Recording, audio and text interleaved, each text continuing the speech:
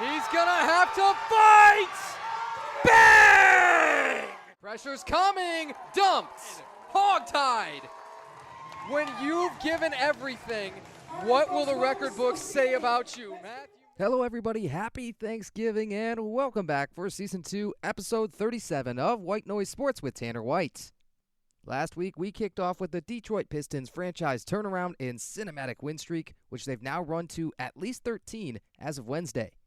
Then I maybe gave my most niche tips ever on laying out a YouTube channel for sports content. And we wrapped up with dropping links and a heads up about another powerlifting meet that I did on the mic. And this week, you're going to get another one of those special treats that I put out just like I did last year. We are dropping this episode a day early to hit the special holiday occasion, predicting the NFL Thanksgiving games, and as far as we're aware, the first ever Fantasy Football Friday to fall on a Thursday. It's not the most convenient thing in the world for me to have to crank out the episode a little bit earlier than normal. It's also not super convenient to wait and try and put it out on Friday at our normal time, and there's always a family trip that we like to take on Thanksgiving weekend. So this is sports, right? We don't do this out of convenience. We do it out of the love of the game. The Packers and Lions will open up the day in the 1 p.m. slot. Midwesterners rejoice. You get to crank that game up and not have to talk any longer with the in-laws. Bonus points if you pull an extra little folding or office chair closer to the TV. These are good teams, Detroit and Green Bay, as everybody knew they would be, especially after the Micah Parsons trade. The Lions are still the number one scoring team in the league on offense, but they're susceptible to big plays on the perimeter and penalties defensively, plus they're 25th in allowing touchdowns in the red zone. Besides that, their defensive numbers are in the top half of the league in pretty much everything else. The Packers have seen Jordan Love kind of turn into what older Aaron Rodgers was the last few years, which is a little bit more of a game manager. Josh Jacobs, their top running back, missed the Packers game on Sunday against the Vikings with a knee injury, and if he sits on Thanksgiving, my prediction for the game doesn't change a ton. However, my thoughts on the fantasy significance definitely do. Let me tell you about my favorite waiver wire pickup from last week, who I was able to get on pretty short notice in both of my leagues. Emmanuel Wilson was a back that I really didn't know a lot about. I remembered him taking a handful of carries per game last year and running for almost 5 yards a carry. I didn't remember that his first name was only spelled with one M. But what I needed to know was that he was going to get absolutely fed, like the Packers have done with Josh Jacobs from the moment he signed with them a couple of years ago. In Emmanuel Wilson's singular spot start this year, on Sunday, he got 30 total touches, 28 carries, 2 catches. If you add in a couple more targets, it was a McCaffrey game. He turned all those into 125 scrimmage yards and 2 touchdowns, and for the PPR initiated among us, that's 25.5 points. He single-handedly and dramatically improved my playoff standings in one league, and I went from around 36% to 73%. The only issue is that Josh Jacobs got limited practice sessions on Monday and Tuesday. He was practicing last week, and he was still held out, so that's not perfectly indicative one way or the other, and everybody in the football world knows how big this game is. Both teams have 7 wins. Both play in a still very good NFC North, and both are miraculously looking up at the Chicago Bears in the division. If Josh Jacobs doesn't play, Emmanuel Wilson is an absolute must-start, and he's going to get nearly all of those super valuable red zone touches that might carry you into the fantasy playoffs. If both of these guys play, I think that the workload is going to be highly split, which this team almost never does, and I don't like either of them in fantasy. Jordan Love has quietly been much better than he's gotten credit for this year. He's 4th in total QBR behind Dak, Drake May, and Mahomes. 15 touchdowns to 3 interceptions is a great ratio. And he, probably even more quietly, has 4 comebacks in the fourth quarter with 3 game-winning drives. He lost his starting tight end, Tucker Kraft, to an ACL tear, and that guy was on a tear. He had 6 touchdowns in their first 8 games. Green Bay always has these questions about who their number 1 wide receiver is, and they never really have a good answer, but Love is still spreading it around everywhere all the time.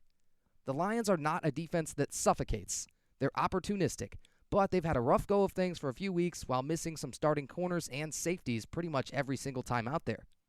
Jameis Winston lit them up for 366 yards through the air on only 18 completions last week. That's over 20 yards per. Packers' skill position players in fantasy are always throwing a dart, so stay away from them if you don't absolutely have to. But again, Detroit is the number 1 scoring offense. Jahmyr Gibbs, you might have heard of him. He dropped over 55 fantasy points last week and is miraculously only RB3 behind McCaffrey and Jonathan Taylor. Amon-Ra St. Brown will have a juicy matchup no matter how the Packers choose to cover him, and he's also third in PPR scoring at his position. Offenses should have a big day. Make sure to keep both defenses on the bench. The game is at Ford Field, so the weather won't be an issue, and we love kickers in domes. That's all for the fantasy perspectives here, and my final score prediction comes in at Lions 31-27. The Chiefs and Cowboys are the game in the middle of the day. They both pulled some relative upsets last week at crucial times in their seasons.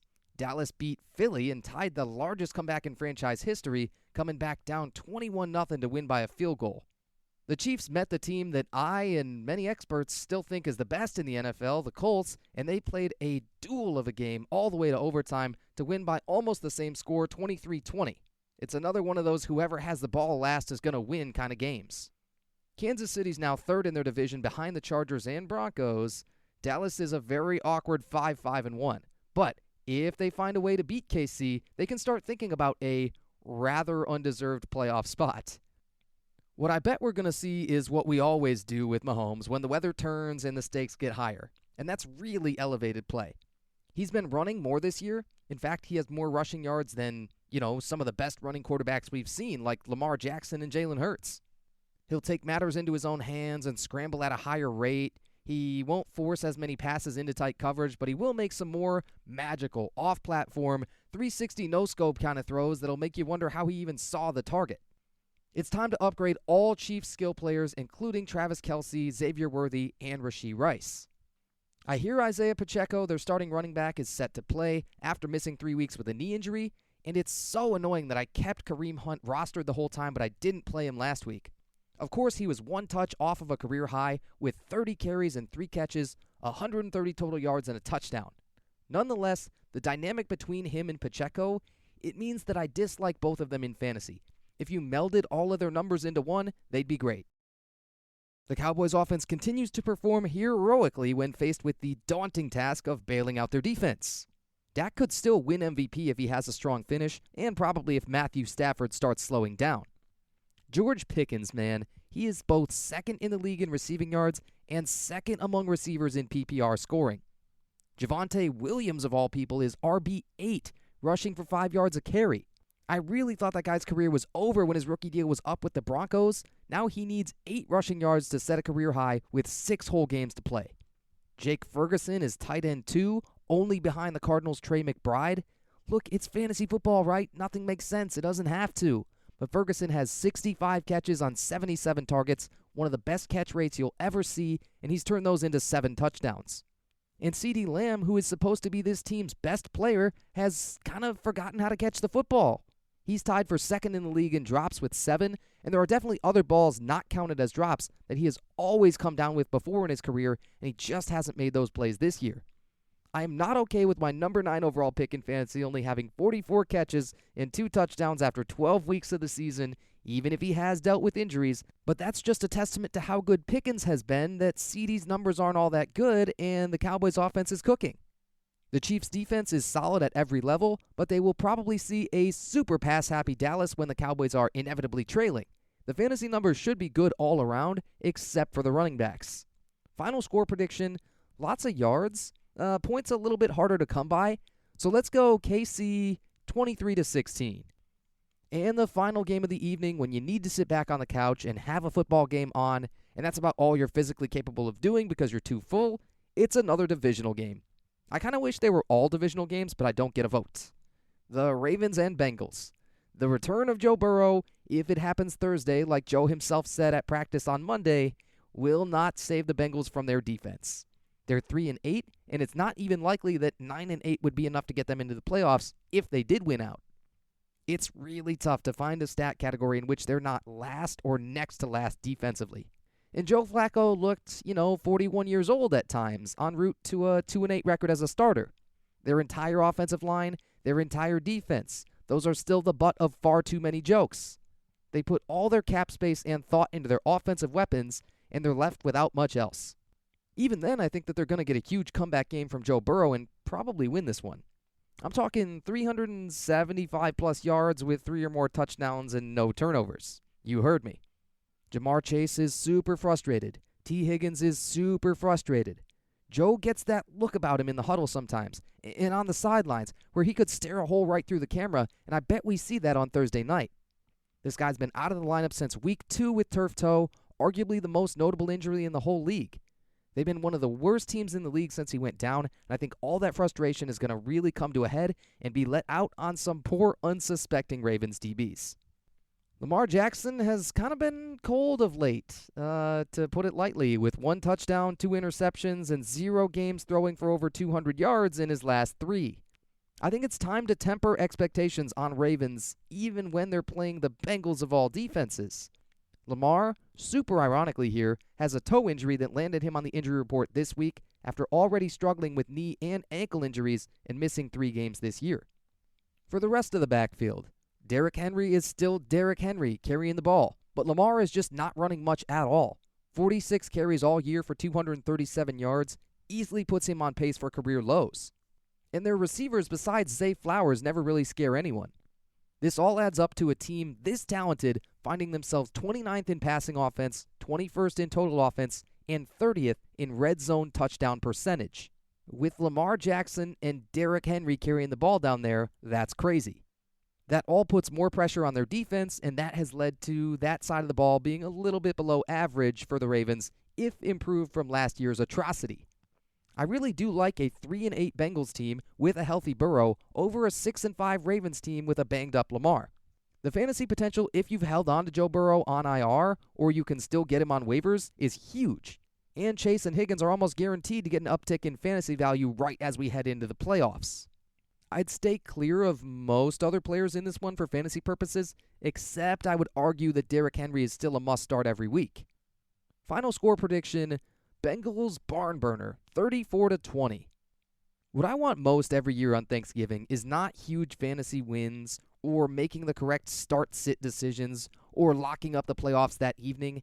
It's smacking some great food, watching great football all day long with family, man. Fingers crossed, and happy Thanksgiving.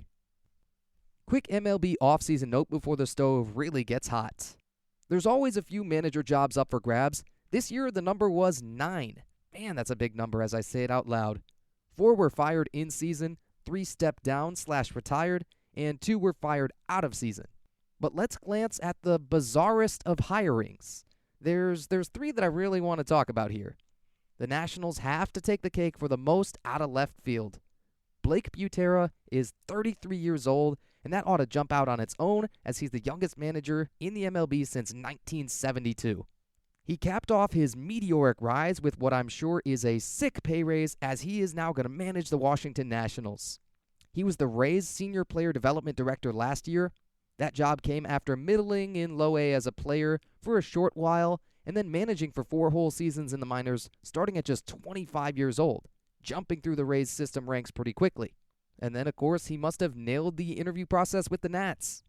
They finished this year 66-96, but they still have a cheap, quick rebuild coming right up.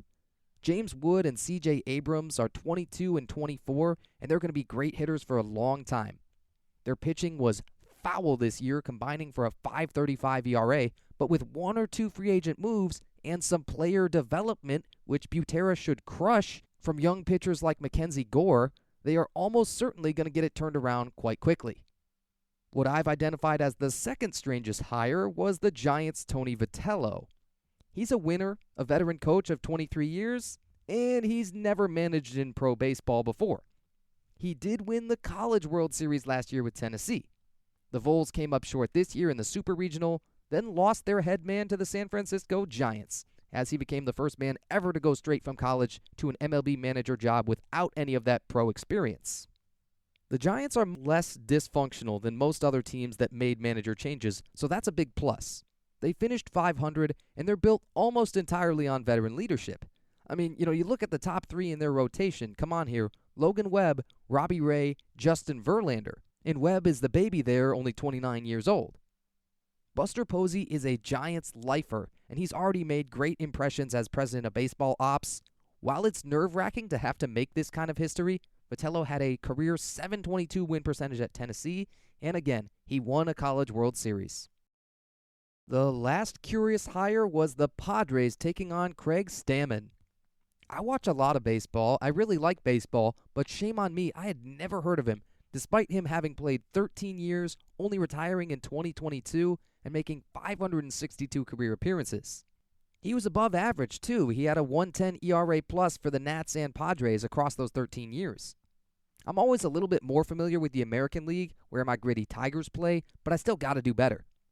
Stammen is now the only current manager that's also a former pitcher, and that's an anomaly all its own.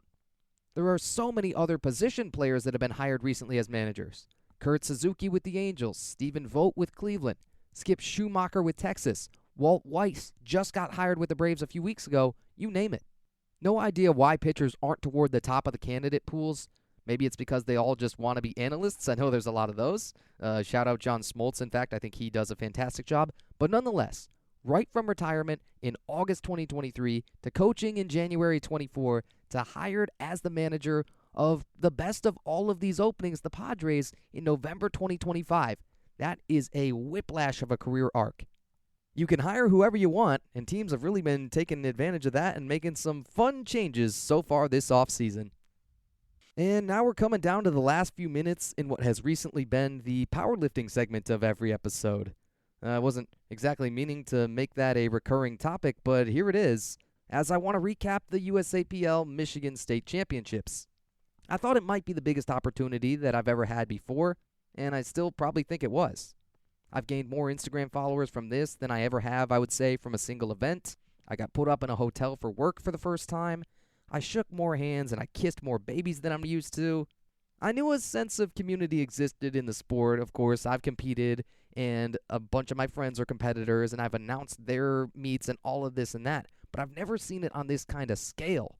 There were right around 180 lifters spread out across 2 long days. There was a giant room rented out in a convention center that got decked out with bleachers, 2 platforms with their own sets of refs, a bunch of warm-up racks behind a few big curtains donated from gyms across the state. The live stream footage was awesome, and I had a number of people that would come up to us while we were on air and try and talk to us, mostly, thankfully, for good reasons. The overwhelming conclusion was that powerlifting commentators just don't know what's going on or that they are tremendously boring, both of which I refuse to be.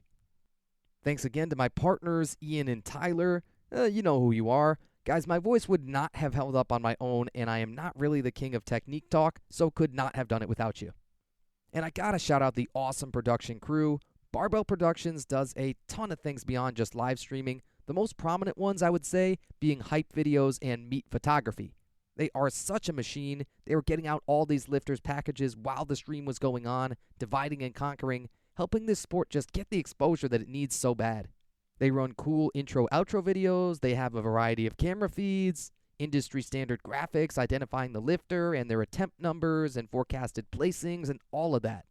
It all added up to literally better media coverage than some international meets. It was a pleasure working with them, and one more time, check out Barbell Productions. You can find their work on pretty much every platform, but we love their YouTube channel and Instagram. The special Thanksgiving episode snuck on in time. Thanks for coming back week after week, or if you're relatively new here, we're happy to have you. Either way, check out all my socials, Instagram, TikTok, Threads, @TheVoiceOfTanner, X, just Voice of Tanner, and the YouTube channel is the whole thing spelled out with spaces. I'll catch you next week. This has been Season 2, Episode 37 of White Noise Sports with Tanner White. Thanks for joining me. He's gonna have to fight! Bang! Pressure's coming! Dumped! Hogtied! When you've given everything, what will the record books say about you, Matt?